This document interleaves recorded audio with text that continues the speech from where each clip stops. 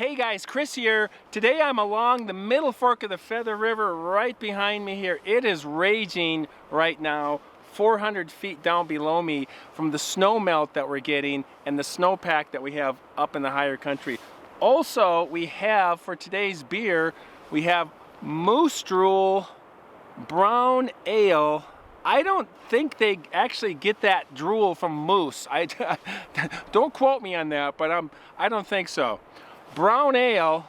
So, and we got a really good story here, really scary story from one of our viewers in northern Utah. His name is Rodney, and Rodney camps, hikes, fishes, hunts. He is quite the outdoorsman. He told me he went camping. He's gone camping in his lifetime 400 or 500 times.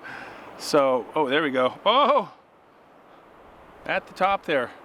Moose drool. That is from the Big Sky Brewing Company out of Montana. So I like brown ale. Oh,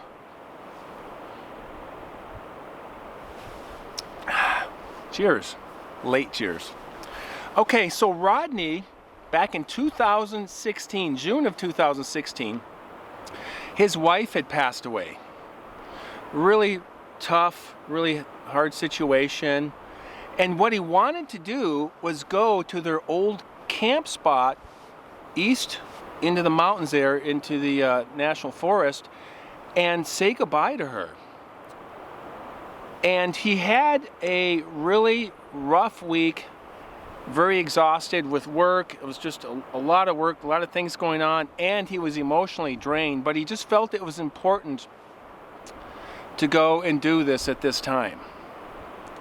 So he packed everything up and he's leaving from Ogden, Utah, going about 35, 40 miles east and a little bit north into the Wasatch-Cache National Forest. 2.2 million acres of just wonderful high country, the Wasatch Range and some other smaller mountain ranges, and just a bunch of land in northern Utah there. And he was going to the Monti Cristo Range. He loved the area, he loved the camp there. And this is where he last camped with his wife. So he finally gets over there and he's heading up this road, very windy road. I looked it up on the Google Maps and actually had some street view so I could actually see what it looked like back in there. But very windy road along this Curtis Creek, it was called. And he finally gets to this campsite that they had spent time at, like kind of a family campsite. And there was a tent in the campsite, and he was really disappointed to see that. But he noticed it was a little strange. There was no vehicles, there was no cooler, no other camping gear around the tent. It was just a two-man tent just sitting there in their spot.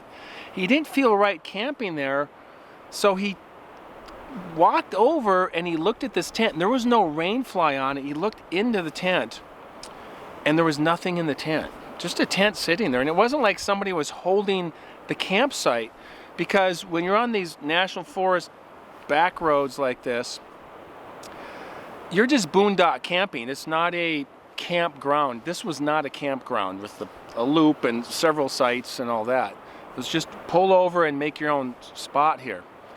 He decided to go up the road a couple miles, find another spot. He drove, didn't find anything, and he didn't feel right about coming all the way out here and not being at least near this spot where he had these memories with his wife.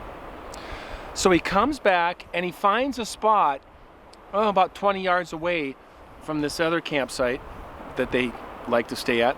It was a little tighter with the pine trees, but he had just enough room to put his cabin tent up. But what was interesting, the whole day, him packing and heading out, he had this gut feeling that something was going to go wrong. He just couldn't shake it, and he just thought, well, I don't know, maybe it's just I'm exhausted, I've had this loss. He didn't really know what to do with it, but he still had this feeling.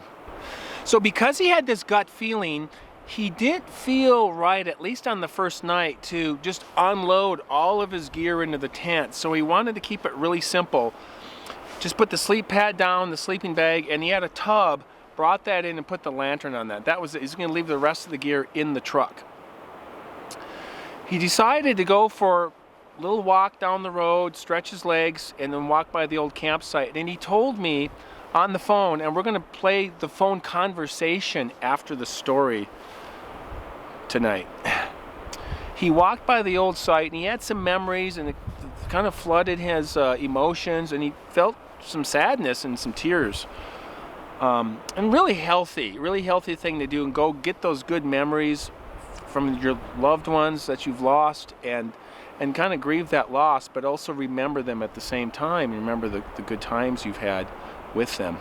He continues on down this road, and he had this feeling, he went a couple miles, of feeling of being watched, like for a long time. And it was really weird because he didn't hear anything, he didn't see anything, he just had this feeling of being watched, and he thought, really interesting, he told me this, he said, I didn't think it was a bear, but I had this feeling that it was a Bigfoot. That's what he said, that it was a Bigfoot watching him. He couldn't prove it, it was just a gut feeling. And we talked quite a bit, and I told him, I said, I think you have a really good sense of the forest and of yourself, because he gets these feelings and these thoughts, and he acts on them usually. So he's coming back, and he passes the old campsite again, and he thought he heard some talking off in the trees,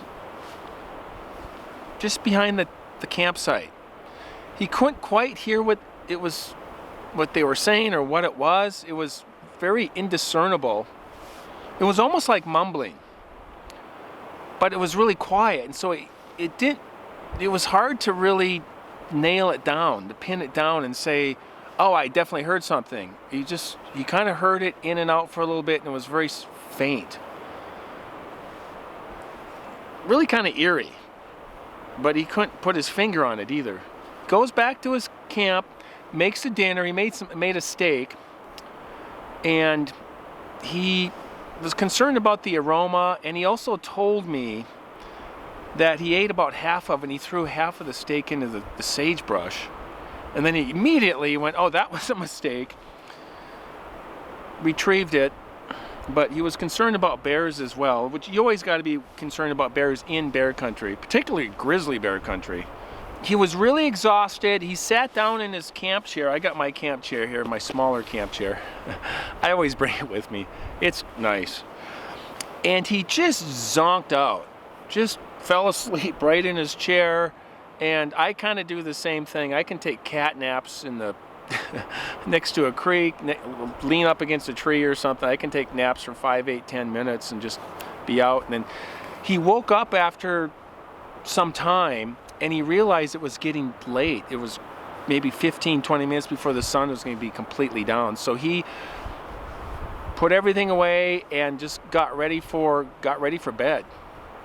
He crawls into a sleeping bag. He's half asleep. And again, he hears something across the road now, but he's half asleep, and it's not quite registering with him, but he hears some noises over there. Something in the brush. And then he just fell back asleep. He just fell asleep. I also wanted to mention that he is a gun person. He's a hunter. He's a very responsible gun person.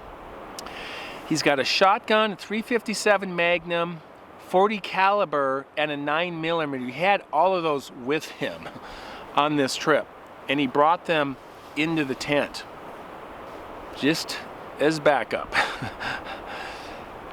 He falls asleep, sound asleep, and around midnight he hears this really loud, like super loud, whooping sound.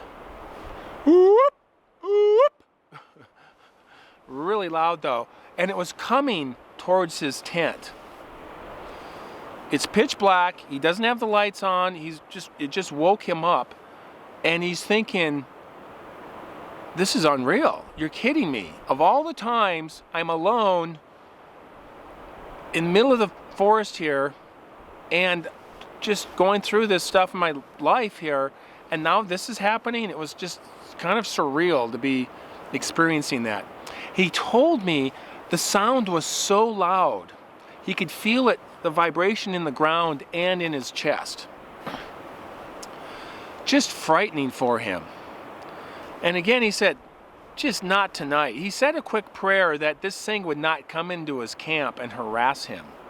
It quit after a pretty short time, about 20 seconds it was done, but he'd already heard, it was in this whooping sound walking towards his tent. And he just laid there in the darkness. He didn't dare turn on his phone. He didn't dare pull out a flashlight, turn the light on, turn the lantern on. He just laid there in absolute silence, listening to see if it was going to move away or if what. The last he heard, it was about 15 feet from his tent, behind his tent. After several minutes, he really had to go to the bathroom. This is what he said. And he said, I had to really go. And he quietly unzipped the sleeping bag, grabbed the 357, and went into the other room in this cabin tent and had a porta potty over there. I think it was a 5-gallon bucket. And used that and quickly got back into the sleeping bag and just laid there listening. And then again, he just exhausted. He fell right back asleep. Then about 1, maybe 2 o'clock in the morning, he didn't really remember exactly when, he was awoken again, but this time it was this really loud screaming. Just this hideous, evil screaming is what he described it as. It made the hair on the back of his neck go up. And he said at the end of it, it would have this scream, and then it had, at the end, it sounded like a female voice to it. This blood-curdling, screaming woman sound, but really, really loud. His truck was about 5 car lengths away from the tent, and he didn't have enough in him to run out, start the truck up, and take off. He just felt he wouldn't even make it. And he also sensed that there was others around him, others meaning these Sasquatch, Bigfoot. He didn't hear them, but he just had this feeling that there was more than one. He really feared for his life at this point. He was glad he had the weapons, but unless they came up to the tent or through the tent, he wasn't going to start firing into the night. It's just a bad idea to start randomly shooting into the darkness. Again, he laid there, he listened, and this went on for 15, 20 minutes, is what he said. Finally, it stopped after 15, 20 minutes, and then he just listened again, like, was it going to start up? Is it going to move around the tent? Is it going to come through the tent? He had no idea. Just really frightening. Again, he had to go to the restroom, go to the bathroom, quietly got up. Sometimes us guys got to go to the bathroom a lot. I can actually relate to that. Brought his 357, quickly did his business, went back into the sleeping bag, and just waited, listening. It was quiet. Again, he was just so emotionally wore out and late. He just zonked again. 3 o'clock, about 3 o'clock in the morning, same thing. Screaming started right up again. Scared the crap out of him. He was really fearing for his life. And he thought he might not make it. And he just wanted to get through this. This time it lasted even longer. It was longer than 20 minutes. And it was directed at him. You know, it's one thing to hear some animal, a wolf, a coyote, or whatever, off in the distance. It's interesting to hear that. But it's another thing, something coming into your camp, near your camp, and directing it at you. It's just, and when it's something you don't really know exactly what it is.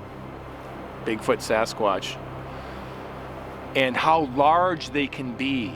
You know, we know that they're 6, 7, 8, sometimes even 9 feet or more feet tall.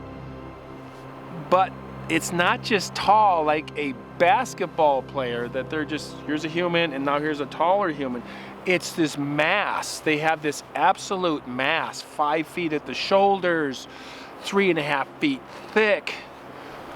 500, 600, 700 pounds of muscle. It's like a supersized Arnold Schwarzenegger, Incredible Hulk, with hair on it. Just crazy to imagine something like this that is really agile, strong, fast, smart, can be super quiet in the forest. Anyways, don't get me started. But he laid there, and this time he couldn't go back to sleep.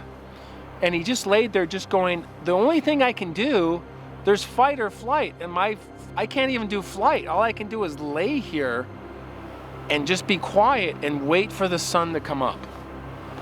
And sometimes that's all you can do. You don't want to run into this mess, and you don't want to start attacking the mess with the guns. So he waited for the sun to come up, and finally the sun came up. Still dark, he's in the trees, you know, the sun's on the horizon, and it's still dark where he was, but there's light is coming up. He took all the courage he had to unzip the window and just look out and see what's going on, because he didn't know if they were just going to be standing there. He looked over by his truck, and he saw a big shadow cast on his truck. He didn't know if one was standing somewhere just off in the forest. He didn't know if that was maybe a shadow from one of these things. He waited a little bit longer. The sun was higher. It was lighter. He could see better. Unzips the tent. He gets out. Right away he goes behind the tent and he's looking for tracks. There's grass back there, trees, pine trees obviously, a lot of aspens, very thick forest. He didn't see anything. Goes down to the road. It's a dirt road. So he's hoping, okay, it's a dirt road. Maybe, you know, if it walked across the road, I'd see some tracks. He looked pretty hard for tracks, didn't see any tracks. Then he thought, you know, they could still be around. Just because it's daytime doesn't mean they're not around. So he quickly went back to his site, took the tent down, put his gear in the truck, and he left. He's heading down the road. He sees a couple miles down the road, some people camped down there. And he thought, maybe I'll tell them what happened. Maybe I'll ask them if they've heard anything. They're, you know, just down the road a ways. And then he thought, they're going to think I'm crazy. I'm out of here. I got enough going on. I don't need to, you know, start debating with people about something like this. So he's just left. He called his brother and told his brother what happened. He was actually excited to talk to somebody about this. And his brother obviously had a few questions, but his brother believed him. His brother knows he's a very capable outdoorsman. He's a good hunter, hiker. He can maneuver around the forest really well. He's a very capable guy, and he's not going to make a bunch of this stuff up just for a joke or something. So his brother believed him. He thought that was really cool. He told some people at work. Right away, he got laughter, teasing. No way, you know, it's imaginary or something. Told some close friends, and even with them, he could see in their eyes that they weren't believing him. They were kind of smirking or whatever. So he decided not to really go out of his way to tell people his experience that he had up in this mountain. He said this was so frightening for him. It took him 2 years to go camping again. 2 years. He didn't quit camping. So hats off to Rodney from northern Utah. But it was really hard for him. He went back to this location a couple years later with his boys, and he said really the whole time he was just vigilant about any sounds, anything in the forest. He would look in the forest and kind of watch and see if there's any movement. Just kind of on edge the whole time. In fact, he said their old campsite, there was 2 pushed over trees, healthy pine trees. I think he said 6-8 inches around, pushed over. And one of them is where his truck was parked, right in that area, and the other one was about where his tent was. So 2 trees pushed over right there, so he technically couldn't camp there and park there again. Healthy trees. So Rodney told me that he's camped 400, maybe 500 times in his life. And he's never experienced anything this frightening that made him this afraid. Nothing. Just the sheer volume of these things that he heard and just the terror that he felt. It changed his life. And yet he still goes out there. It's taken him some time. But what happened that night was there was nothing else ever in his entire life that compared to that night that he experienced in June 2016. So that is the story from Rodney in northern Utah in the Wasatch-Cache National Forest. And we're going to play the audio from our phone conversation right now. It was after my wife passed away, so I had a lot of emotions going on there. Of course. And so I went up. I was going to go up to the last spot we camped, and just kind of say my goodbyes. Yes. And it was kind of strange because all the way up there, I was having these feelings like something bad was going to happen. And I kept trying to shake them off. But the more I got up there, the more they came, and I shook it for a while thinking, it's nothing. And it's about, 25 miles up there to get to Curtis Creek Road from my house here in Ogden. Mm-hmm. It's up past Pine View and Causey Dam. And I got back up there and I got close to the camp and those feelings started up again and I couldn't shake it. And I got to the campsite and lo and behold, I noticed there was a little tent there, like a 2-man tent. So I walked over to it and it didn't have any top on. It didn't have nothing in it. And I thought this was kind of odd. Yeah. It's really odd. So I decided to go down the road 2 more miles and find another camp spot, but it dawned on me I really wanted to be there, and maybe that's why I was having these feelings going down the road, something was going to happen down there. And I couldn't find a spot, so I turned around and went back. Mm-hmm. And I found a spot. I parked the truck. I found a spot in a group of pine trees. I didn't realize it at the time, but it was a game trail. And I had this 3-man cabin tent. So when I stretched it out and sat it up, there was no room for a fire pit. Because of the trees, or what? Why was there no room? Yeah, because of the trees.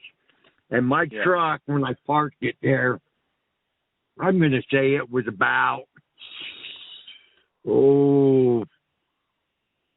70, 80 yards from the camp I had. And Your truck? My truck. Okay. It was Tahoe. Yeah. I had SUV. And I had 4 of those tugs, you carry your stuff in. Yeah. So I started to unload it into the tent, and those feelings kept coming back, and I thought, no, you know what? I'm just going to take in just my mattress, my sleeping bag, and 1 tug, what I could use as a nightstand there and a chair. And I put the rest back in, and I decided to go down the road. There's a road that goes down past the pond, and I decided I'd go down there for a walk. And I had I believe at that time I was carrying my AR. And I walked down, and it takes me past the camp where I was with my wife, where that tent was. And the whole time down there, I was still feeling a lot of emotions on the wife, so I really wasn't paying too close attention. But as I looked at the hillside, I could feel like something was watching me. And the first thing that came to my mind is maybe it's a Bigfoot. And, you know, I'm shaking it all off. And I walked down. The road's about 2.5 miles. And then I believe dead ends down there into the trees. But you're following a creek, and you're kind of in alongside the hill of a little valley. Mm-hmm. And I went down there, and I came back up. And as I was coming back up, you know, I was going slow and just thinking about her and everything. And then I got to where the camp was. And I've walked that area before many times with her, and it's kind of a little spooky. Why is that? I swear I could hear something in there like talking. And I'm just looking through the trees, and I couldn't see nothing. I thought, well, Rod, it's your imagination. Yeah. So I went into the camp. I sat there, you know, and I said my goodbyes to her and that. And I walked up to my camp, and that whole week prior to that, I was exhausted from work and, you know, dealing with her death and everything. I just wore out. And I cooked 2 steaks that I had, and I was only able to eat one of the steaks. And being so exhausted, and I know better than this, I threw the other steak into the sagebrush. And I thought, oh, boy, that's what's going to happen. I'm going to attract a bear in here. And that's the thought I had. Well, I finished up there. I put the AR in the truck. I thought I wouldn't need it. And I carried my shotgun. I had a shotgun, 40 caliber, a 357. And I took that into the tent with me.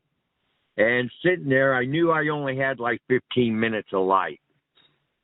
And I was dozing off head first into the chair, and I thought, you know, this has never happened to me, but I better get to bed. So I undone the sleeping bag, crawled in it, and being exhausted like I was, once the dark hit, I was out.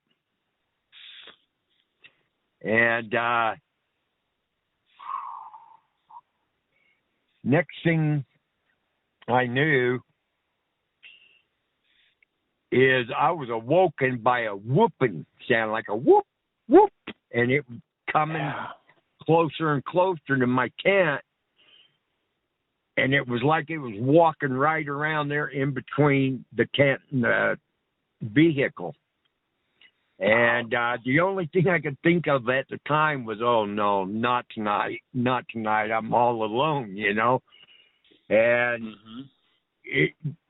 when it was making that and it got closer, you could really feel it laying on that air mattress that was on the ground.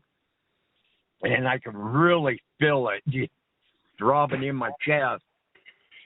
And, boy, I don't know if you were praying, man, but, boy, I was saying my prayers, you know, don't let this come into my camp, you know.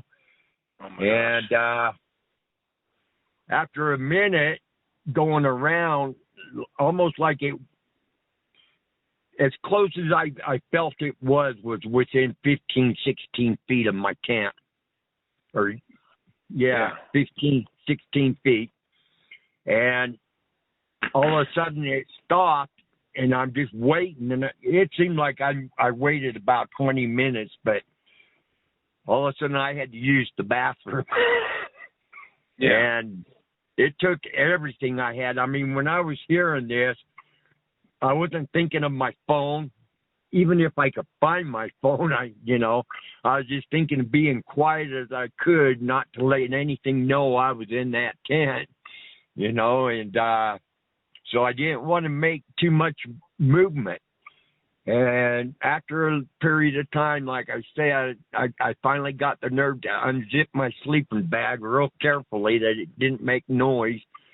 and kind of like crawl into the next room. I had a bucket there with the toilet seat on. I had my 357 on me at that time, and I able to use the bathroom and kind of listen around, couldn't hear nothing, so I crawled back into the sleeping bag and laid that gun kind of right in my armpit, so if anything happened, I had it right there. And not hearing anything, I guess I went out again. 2 hours at least that I had slept, and I was woken again, and this time to like a screaming. I can't even describe it. There was one lady, after this, I was checking the internet on everything, and she mentioned the scream, and it was exactly the way I heard it. But it lasted about 15 minutes, if not longer. It seemed like forever. And that scream alone, at the end, when she finally, and I say she because it sounded like womanish after that. Yeah, you mentioned that in your story. Yeah. Yeah, and so that really put fear into me. I mean, that really curled the hair on me. And I'm just thinking, oh, my gosh, am I going to make it out of here? And I thought about running to the truck real quick, and even with the guns, I'd have to go through all the trees just to get to the truck. And at this time, I was figuring there's more than one out there. And I was afraid that I might get attacked out there. So I thought, just lay here. If something comes into the tent, then do battle with it. But, and so I laid there real quiet. I think I might even look for my phone, but couldn't find it. It was that dark in the tent. I didn't want to turn on any light. I mean, this scream was enough to curl your blood. And I was pretty shaken at that point. So when it stopped, I was awake for at least 20 minutes listening and went to the bathroom real quick again, just like I did before. Got back into the bed and my eyes were open, but I guess I must have fell asleep again. If this was grizzly country and I heard something out there like that, there would be no way I could sleep.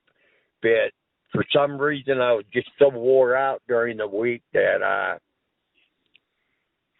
passed out. And it wasn't but an hour later. And that scream, before I go on, that scream, the road, I was probably 20, 30 yards from the road, the main dirt road. And I estimated that she was right somewhere along that road and kind of going to one side of me, following the hillside. Yeah. And after I went back to sleep an hour later, like I said, I woke up to that screaming again. And by then I'm completely freaked out, didn't know what to do. Wasn't sure if it was running through my mind, do I just run right now? And I'm thinking of all the stuff I had, my guns and everything. I couldn't carry them. I couldn't find my phone if I wanted to. And I thought, I won't make it. I was just in one of those areas where I don't think I could have made it to my car. Yeah. And by this time, I was really, really freaked out. And I just sat there for a while. And when it died, I think I slept, but I wasn't heavy sleeping anymore. Every now and then I'd perk my eyes open to see what, if the light came. I was waiting for morning, and I just couldn't wait soon enough for that light to come. And early morning, right before dawn, it gets dark, and then you have that low light in between. Yeah. The sun coming up. And by then I got the urge to look out the window. So I kind of creaked to the door and just unzipped it enough to look out, and I could see my truck, and it was like a shadow was by my door. But I wasn't really sure. You know how the lights play tricks on you that early in the morning. Yeah. So I didn't know, what was there and that. And I zipped it back up. I crawled in my bag, and I think I stayed awake until that. I must have passed out a little, but it wasn't long before the full light of the morning came up. And you kind of have the morning mist on the ground and that. And I woke up, and I got the urge to crawl out, get dressed a little bit, crawl to my door. I believe I had the gun with me, but I really cautious about looking out before I opened the door. And then I got out, looked through the woods, and I really couldn't see nothing there. And so I got the guts to get up and just kind of walk around my tent and around the areas where I think I heard it. Good. And the ground was pretty hard, and I couldn't see any indications of footprints or anything like that. But I did see a big wide trail coming through around my tent where a large enough animal could have made that easily through there. I went to the road, which, like I said, was about 30 yards from my tent, and I kind of looked around there, and I really couldn't see nothing. So I hurried back to my tent. I was going to have breakfast that morning. I was planning on staying another day. After that, I hurried and packed down my tent and everything, keeping an eye on the area as I did it. Loaded up my car, and I tore off down the road. And about a mile down the road, I noticed there was other campers, and I pulled in there, and one person was out the door, and I wanted to ask him so bad, did you guys hear that? And I'm thinking to myself, he's a mile down the road, and in the mountains, I mean, you could yell one thing and not hear it somewhere else.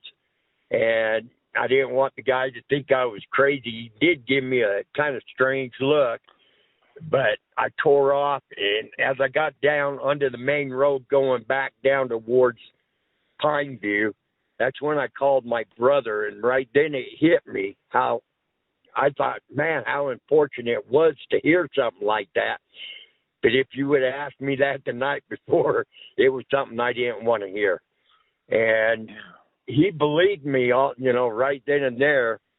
And I just went on with the story and told him and everything. And, I went home and I told friends and that, and some people at my job, and they just kind of looked at me, but you could see the grin in their eyes, like, And then after that, I kind of got teased a lot. So after that, about 2 years later, my boy, went up there camping with me and a friend. I was nervous, believe me. And we camped there a few times. Well, we went back one time, and 2 trees was knocked over. One where I parked my truck, and the other, and a tent, and the other one is where somebody else would camp or put a tent. And these trees were just pushed over with the roots, up and everything. And I just thought that was kind of strange, because as you look around, they were pretty strong trees, shouldn't have fell like that. And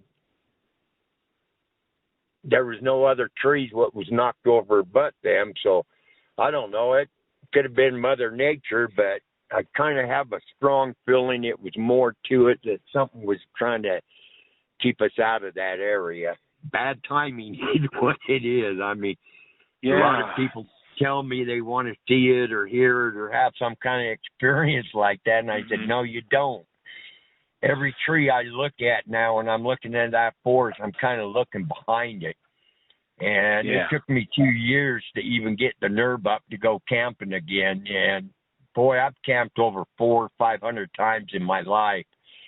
And there was only one experience I had prior to that. What was that scenario there? You saw a man. I remember you wrote about that as well. Yeah, well, we was at a camp spot. We sat up. It was like if you took a bowl upside down, we was on top of the bowl, and it was like sage grass, pot guts, big boulders all around it. And the forest was right around the bottom of that. And at nighttime, my wife woke me up, and nothing dawned on me. She said, somebody's raiding our camp. And at that time, I had another big canvas tent. It was about 16 foot long by 12 feet. And I woke up, and I thought it was weird. The dogs were whimpering, but they never barked. And, you know, none of this really dawned on me. I was tired, so I grabbed a black powder, which I had at the time, big flintlock. And I unzipped the door, and I yelled, "You better get out of here, or I'm going to shoot your ass." And that's all I said. And it was so black, I couldn't see the table where we had our food and all our drinks, the coolers and everything. And I couldn't see nothing. And as I turned to go back in, I looked down the length of my tent, and there was a big black shadow there. It was pretty wide, but it took off. I could see the blackness, and it took off. And it was blacker than the black outside. And when it did, it didn't make no noise. And like I said, we was on top of this little area. And it didn't make no noise when it ran down. And I just thought at the time that it was the people camped below us trying to steal our stuff. It took me about a week or two, to be honest with you, to suddenly realize, you know, that wasn't no person. For one, I almost stood 6 feet at the time. I shrunk a little with age. I was in my 20s. I realized that thing took off down there and didn't make a noise. And if it was a human, there's no way he could have done it without hearing an ow, ooh, or something, you know, stubbing a foot, falling in a hot gut hole or a big boulder. And it didn't have a light. So, and it was dark enough that there's no way you'd see a human doing it without a light, without making some kind of a noise there, you know. And then It dawned on me that it was at least 2 feet taller than me, that shadow. And it was pretty wide. And after, years, I think that Finding Bigfoot movie came on, and they showed how one of those creatures went through their ice box and that. And it dawned on me just exactly what it was doing. And it just blows me away that I was standing that close. If I would have known what it was then, I probably would have grabbed my heart and fell over backwards, you know. But at that time, I thought it was just a tall man. But it just, like I said, when I thought about it, you know, more, that thing was taller than me by far. So that kind of blows my mind there. All right, you guys, that was fun hanging out with you tonight. We will see you on the next one. I plan on getting my camper out next. That's my goal. I probably won't be up in the mountains. There's a lot of snow up in here. There's a lot of snow up in the mountains. But I will be going out in some lonely places out in the Nevada desert there with my camping camper tent, whatever. I'm going to probably bring the camper this next time. So looking forward to that. So, all right. Thanks, you guys. We'll see you on the next one. As always, keep hiking.